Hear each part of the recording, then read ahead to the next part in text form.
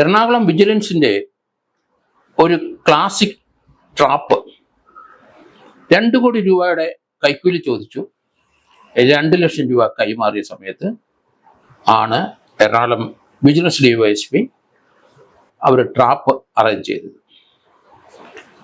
കേരളത്തിലെ vigilance department പ്രവർത്തനം വളരെ ശ്ലാഘനീയമാണ്. അടുത്ത കാലത്ത് വളരെയധികം കൈക്കൂലിക്കാരെ പിടിക്കുന്നത് കണ്ടു. അവർക്ക് ലഭിക്കുന്ന ഇൻഫർമേഷൻ വളരെ കൃത്യമാണ്. അത് ഓപ്പറേറ്റ് ചെയ്യുന്ന രീതിക്കും വ്യത്യാസമുണ്ട്. ഇപ്പോഴ് കൊല്ലത്തുള്ള കശുവണ്ടി മുതലാളിക്ക് ED ഓഫീസിൽ നിന്ന് കഴിഞ്ഞ വർഷം ഒരു ലെറ്റർ വന്നു. അദ്ദേഹത്തിൻ്റെ കുറേ വർഷത്തെ കണക്കുകളും അതിൻ്റെ രേഖകളും ഹാജരാക്കണം.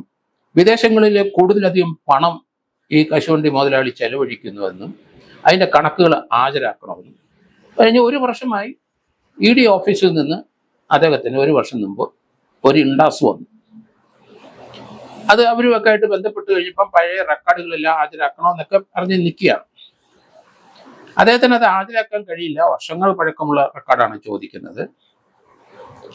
ഏതായാലും അങ്ങനെ വിഷമിച്ചിരിക്കുന്ന സന്ദർഭത്തിലാണ് ആ കേസുകളെല്ലാം ഒതുക്കി തീർക്കാം എന്ന് പറഞ്ഞ് EDക്ക് വേണ്ടിയിട്ട് ഒരു ഏജന്റ് തമ്മനം സ്വദേശിയായ വിൽസൺ ഇയാളെ സമീപിക്കുന്നത്.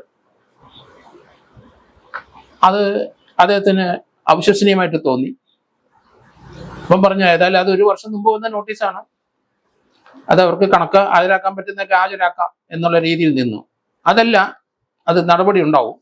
നിങ്ങൾ വിദേശത്ത് കൂടുതൽ പണം ചെലവഴിച്ച് കള്ളക്കണക്കുകൾ ഹാജരാക്കുന്നു എന്നുള്ളതാണ് ആരോപണം. അതുകൊണ്ട് ഈ പണം കൊടുത്ത പ്രശ്നം ഒതുക്കാം. 2 കോടിയാണ് ചോദിച്ചത്.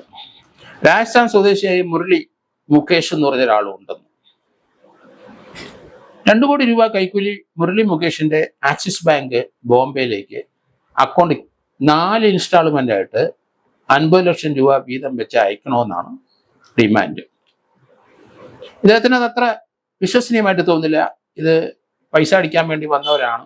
അപ്പോൾ അദ്ദേഹം സംശയം പഠിപ്പിച്ചപ്പം ഓഫീസിൽ തന്നെ അറിഞ്ഞിട്ടാണ് ഞാൻ വരുന്നത്, ED ഓഫീസിലെ ഔദ്യോഗിക ഏജന്റാണ് ഞാൻ, അതുകൊണ്ട് 2 കോടി രൂപ എന്ന പ്രശ്നങ്ങൾ തീരും.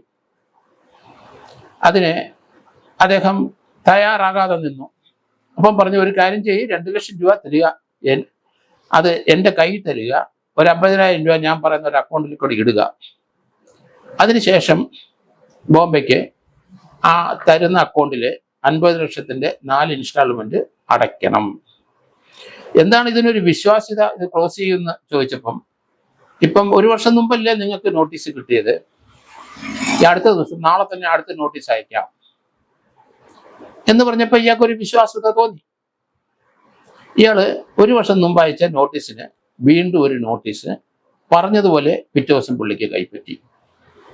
14-ാം തീയതി നോട്ടീസ് കൈപ്പറ്റി. 15-ാം തീയതി അദ്ദേഹം പൈസ കൊടുക്കാമെന്ന് അവൻ്റെ അടുത്ത് പറഞ്ഞു. എന്തായാലും ഇത് വലിയ ട്രാപ്പായതുകൊണ്ട്, കൈക്കൂലി ഇടപാടായതുകൊണ്ട് അങ്ങനെ കൈക്കൂലി കൊടുക്കാൻ തയ്യാറുമല്ല. എറണാകുളം വിജിലൻസ് DYSP അറിയിച്ചു. അങ്ങനെ പണം കൈമാറാൻ റെഡിയായി. ബോംബെയിലെ ആക്സിസ് ബാങ്കിൻ്റെ അക്കൗണ്ട് നമ്പറും കൊടുത്തു. കിട്ടാനുള്ള രേഖകളെല്ലാം കിട്ടി. മുരളി മുകേഷ് എന്ന് പറഞ്ഞ രാജസ്ഥാൻകാരൻ്റെ കെയർ ഓഫ് ആണ് ബോംബെയിൽ. അങ്ങനെ ബോംബെ ED ഓഫീസിൽ വെച്ച് പ്രശ്നം തീരും. അങ്ങനെ പറഞ്ഞു കഴിഞ്ഞപ്പോൾ വിജിലൻസിനെ അറിയിച്ചു. വിജിലൻസ് പറഞ്ഞു, ശരി, പണം കൊടുക്കുക, 2 ലക്ഷം രൂപ. വിജിലൻസ് FIR ഇട്ട് 2 ലക്ഷം രൂപ അതിനകത്ത് ഫിനോപ്തലിൻ പൗഡറൊക്കെ പൂശി പനമ്പള്ളി നഗറിൽ വെച്ച് കൈമാറി. അവിടെ വെച്ച് പണം കൈമാറുകയും DYSP പിടിക്കുകയും ചെയ്തു. 2 പ്രതികളിലെ തമ്മനം സ്വദേശി വിൽസൺ എന്തായാലും പിടിയിലായി. വിജിലൻസ് അറസ്റ്റ് ചെയ്യുകയും ചെയ്തു. ഇതിനൊരു പ്രത്യേകത, വിജിലൻസ് ഇനി 14-ാം തീയതി അയച്ച ലെറ്റർ അത് ഫോർജഡ് ആണോ, ഒഫീഷ്യലായിട്ട് ആ ED ഓഫീസിൽ നിന്ന് അയച്ചതാണോ അതറിയണം. എങ്കിൽ തീർച്ചയായിട്ടും അവിടെ ആൾക്കാരുണ്ട്. 2 പേരെ സംശയിച്ച് EDയുടെ അവിടുത്തെ ജീവനക്കാരെ സംശയിച്ച് വിജിലൻസ് ചോദ്യം ചെയ്തുകൊണ്ടിരിക്കുന്നു. ഏതായാലും അവിടുത്തെ ഒരു ഇൻവോൾവ്മെന്റ് ഇതിനകത്ത് കാണുന്നുണ്ട്. വിജിലൻസിന് അതാണ് മനസ്സിലായിരിക്കുന്നത്.